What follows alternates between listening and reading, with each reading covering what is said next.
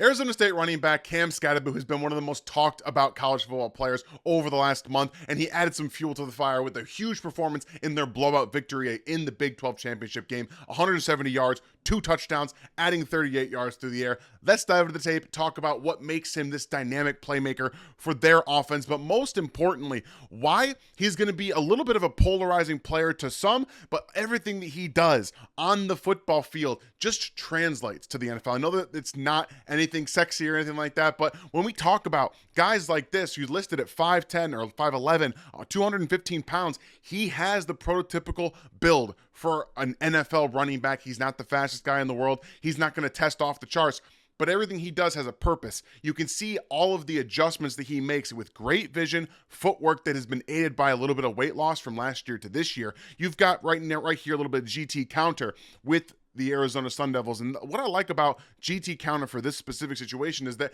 it allows him to set up the blocks. So you're going to get some down blocks here from the offense, both the guard, tackler pulling around here, but then watch what Cam Skattebo is going to do again with his eyes and his feet, because they're going to change up the blocking scheme a little bit here, move everything up. They're in pistol, so you get that straight shot downhill. And then I like what he's doing from, again, that eye perspective. So here, the mesh point, you're looking downhill. Number 95 is going to present himself right in the way of the pulling tackle. So he's going to adjust his block. Instead of going all the way around, he's going to take him on, right?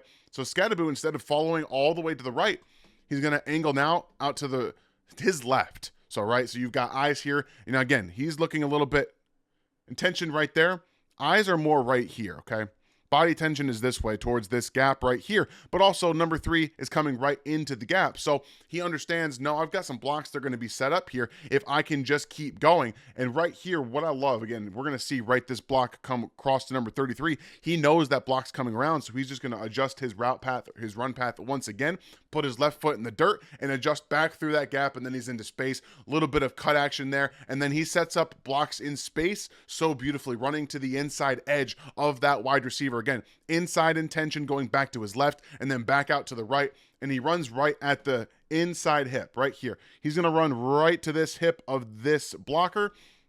A good job, and then cuts right off of it. In space, he's a dynamic mover for his size, and he does not go out of bounds easily. He wants to run through that contact, finish, getting yards forward. Love that about him. So all of these different things where you can see him leaning down with his shoulder, spinning off of bodies, and then getting into space. It's all fun, but he actually was 3rd in college football in yards after contact, 1,080 yards after contact this season, and he forced 89 missed tackles, which was also 3rd in college football. Love to see that. You got a little bit of single back power, going to pull the tackle out here, and then they get the blocker down here on him, and he's just going to run path, follow his block, set that up, meet the linebacker who does a good job scraping across the formation here in the hole. But you see his hips, his shoulder is creating an arm tackle. And when you can't wrap up because his shoulder is being put into that wrap up, it makes it difficult. So he's so good at lowering that center of gravity. For a guy who's about 5'11", 5'10", he's got a very good center of gravity, and he can get down, sink his hips, and generate that contact balance that we love about him. So again, there's that more of that blocking. You see all of this blocked up here. Tackle comes across. You've got everyone kind of mushed up. And again, like I said, the linebacker does a really nice job of scraping across. He should make this play right here in the hole. He's got Skattebo dead to rights, what you would think, right? But then there's that shoulder on, this is another problem, right? You can't be doing this nonsense. Look where he's at. I mean, you can't be leaning your head all the way down. This is another reason you can't be arms down. Basically, he's just now on the ground, and Skattebo does a really great job here, again, identifying what comes next. So let's go up. So he's breaking one tackle, right? Now let's look at what he's doing. Initially, his eyes went right here to the middle of the field, to the safety first, okay? So he's like, all right, I see that player, and then he's got eyes right here. So he feels all of this while also knowing, I'm breaking a tackle here. I've got pursuit this way. So what am I going to do? Well, we're going to lean our body right into this and then spin off of it and into space, and then just retrace our steps, go back to the right, and then into space all the way down the field. Now the breakaway speed isn't there, the reacceleration isn't really a strong suit of his. This is the strong suit. Again, here he is breaking that tackle initially because of really bad form from number 47. His eyes are going to go here, and then right there off to the left, set up this move, boom, spin off of his own blocker as well, and then get into space, cutting back across the formation and cutting back across all those pursuit defenders. So such a great feel for the position. Eyes, he sees everything that's coming at him, and he does a really good job executing the run blocks. He's very scheme diverse, lots of zone, lots of gap, power stuff. They really mix it up depending on the matchup. I love that about watching their offense, because there's so many different ways that they leaned into the gap game against an Iowa State in the Big 12 championship game. So right here, you see a little bit of what in the NFL is going to be a hindrance to him, but also what makes those missed tackles forced, right? Why do we see the number so high for a guy who's maybe not the best athlete in the world? It's because he can create poor tackling angles. Again, you saw him break a bad tackle attempt right there in the last clip, but here he's going to create angles. So you've got pursuit guys filling downhill, both this way, and Skattebo is going to press inside and then bounce to the outside. So you've got those pursuit angles that are all messed up because he, once again, comes uphill first and then gets outside. And there's, again, that reacceleration after he cuts out. You don't really get a lot of that. And in the NFL, you're going to see some of those cornerbacks be able to cut that angle down and tackle him. But overall, linebackers and some defensive ends that are out here in pursuit, things like that, he's going to be able to create some of those better angles rushing for him. And again, if he can create arm tackles, that's exactly what you're looking for. He wants to be able to press and pop outside. So you've again got some Y insert here from them. It looks like they're going to take the Y that was down here, insert him into the middle of the offensive line.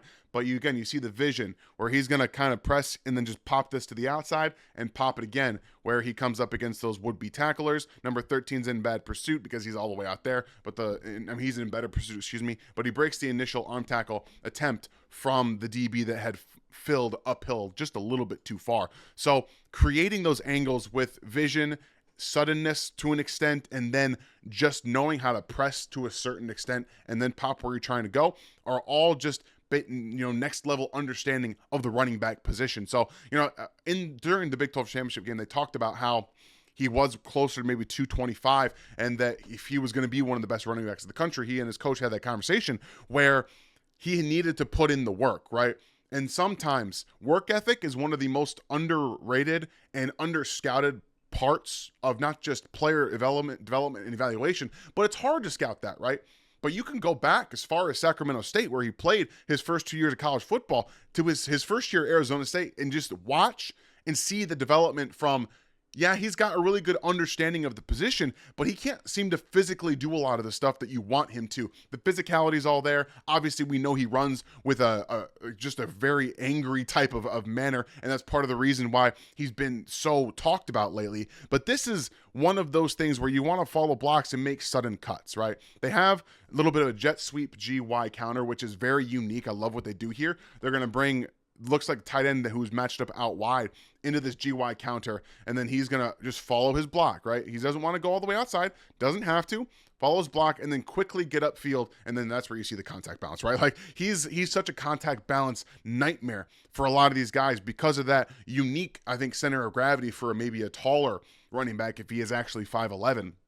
That's what you want from those big muscle-bound lower half guys. You want to be able to have some of this quickness. So again, really unique play right here. They're going to have this almost jet sweep feel to it, and then they're going to pull the guard out, and then he's going to stop in his motion and lead back around through. And I love this because, again, you set up a lot of the defense to move one direction. And like I said, there's number 11 right there, kind of gives him a little step to the outside. Number 7 does the same. They both step this direction first. So now you got the pullers coming back, and you're setting up your blocks for your pullers. And there, again, there's a better angle for your puller coming around. And now he creates another arm tackle where you're not going to be able to bring him down if you can't square him up and do that. So he, like I mentioned, he's very scheme versatile in those zone power blocks. He does a very good job of executing the play that's there. Whatever is there, he will get, and then you see him with that contact balance to be able to create more of an issue. I don't think outside zone is going to be where he makes a lot of his money in the NFL. It's not really his game, but he can run some of these concepts, and making those cuts back inside off of the block is really the big thing for outside zone. What you're wanting to do is create all of that outside flow, because they want a cutback lane. So they want the defense to be moving all this way as much as they can with that offensive line. That's why you see, the Kyle Shanahan tree, the McVays, granted McVay now doing more of the power and the duo concepts because of the shape of the NFL landscape. But when we see these outside zone concepts and bigger running backs, think Tyler Algier with the Falcons, right? That's who I kind of comp Cam Skattebo to, because he has that bigger muscle bound build. But I think that their footwork, honestly, I undervalue Tyler Algier's footwork coming out. You can see it being very impactful in the NFL, but intention to the outside with that outside zone, and he's looking right here. He's looking for this gap right there, and he just wants to make sure that that block sets up properly. He's going to make a nice quick adjustment right there. Jump cut inside. He's not the best athlete in the world, but he's underrated, again, for his size and what he consistently does. And that pure acceleration right here to get to that point, right? Number 40 comes down. He's going to have to get to the edge, right? So Cam does a really nice job, again, accelerating around it and jumping up through this hole that's closing on him because of the blocks and things like that. So really nice job. I think some of the hand motions just kind of wasted movement, right? We see that a lot with guys who maybe don't have the best balance trying to cut around because they're a little bit big and it can be hard to balance themselves out. But overall, he does a really nice job following his blocks, cutting upward with his athleticism, and then he can always drag people forward. He added quite a few yards as a receiver this year. I believe it was close to 500, just over 500 with the Big 12 championship game. But I wouldn't necessarily gauge him as a route running technician, but this is beautiful to see. Just, again, more understanding, right? It's nothing crazy. It's an angle route, but watch how he tempos it. When we talk about tempo, right, wide receivers need to be able to vary what they're doing to make sure that those DBs aren't keying in on exactly the same speed they run. If they run everything 100%, if they run everything, all their stems at the same type of speed, you start to gauge on what they're doing and pick up on that. And this is a really nice job of Skattebo, just kind of maybe lulling the linebacker to sleep a little bit right here and then hitting the angle route with quick acceleration. Again, kind of lulling him to sleep there. Boom. Puts his foot in the dirt, number 10's gone, and then he's a really reliable receiver out of the backfield. You're going to see the majority of swings, some angles, some curls, things like that. Like I said, he's not an overly dynamic player, but the fact that he can tempo his routes and give you something like this, a man-to-man coverage, is a very unique part of these bigger running backs, and I think that he does offer a safeness from that. He's not, like I said, he's not going to be super dynamic, but he does bring pass catching ability. Only one drop on the season. He's a very sound receiver. You want to see that from some of these guys. So having that in his tool bag as well as the strength, the lower half to be able to pass protect is always a bonus. And with some more of the inside intention, outside zone, inside zone, whatever you want to call it in this specific play, it looks more like outside zone with the intention of the offensive line. But let's focus on body angles. We talked a little bit about him getting pressing and popping to create arm tackles, right? Well, how are you creating missed tackles if you can't necessarily pick and pop where you want to go?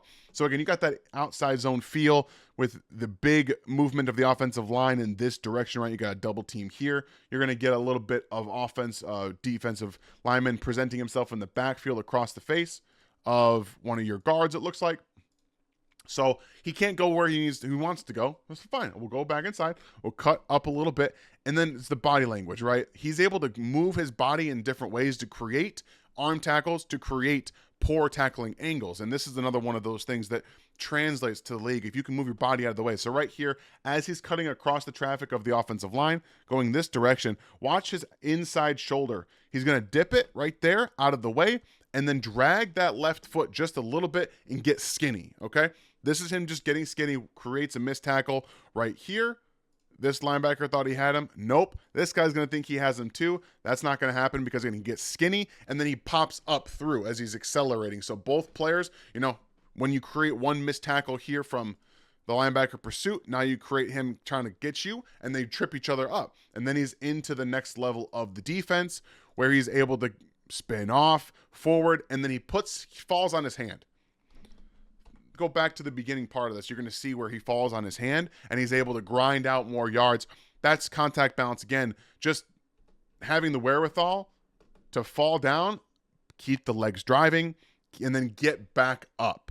Balance is great with his center of gravity. I think when he's moving in that straight line-ish, that this type of movement right here, it's all more of a phone booth type area. He's got fantastic balance, and then just the awareness to be able to put his foot down and then arm down, keep those legs driving. All those things are just unique to where he's able to create those yards after contact and always fall forward.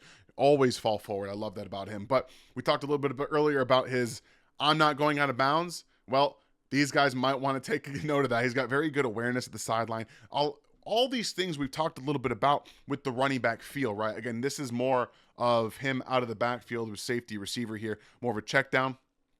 But he makes this a big play because he's aware. He knows he's got good sideline balance. We talk about the contact balance, the center of gravity. He's not going to go out of bounds. He's not going to. You have to tackle him. And Texas Tech doesn't want any part of it. His feet don't go out. He breaks through those tackles, comes up underneath it once again, and he almost takes us to the end zone. So is he going to have top speed in the NFL? No. Is he going to make big plays still? Absolutely, because of his feel, awareness, contact balance, and the footwork with his, center of gravity. Like, look at this. Just leans into it, and he stays upright all the way down the sideline right there. Doesn't even step out. So, Cam Skattebo is not going to be the most dynamic running back when he makes it to the next level. But these guys right now are hugely important, not just for how offenses are constructing the running back room. Take the Detroit Lions, for example, with David Montgomery and Jahmyr Gibbs. They have that lightning and thunder combo. They call him, Sonic and Knuckles there because that's what they want to do. But he brings that thunder element with great contact balance, is a reliable pass catcher, and he's going to grind out yards, always going to fall forward, and he has great footwork and vision.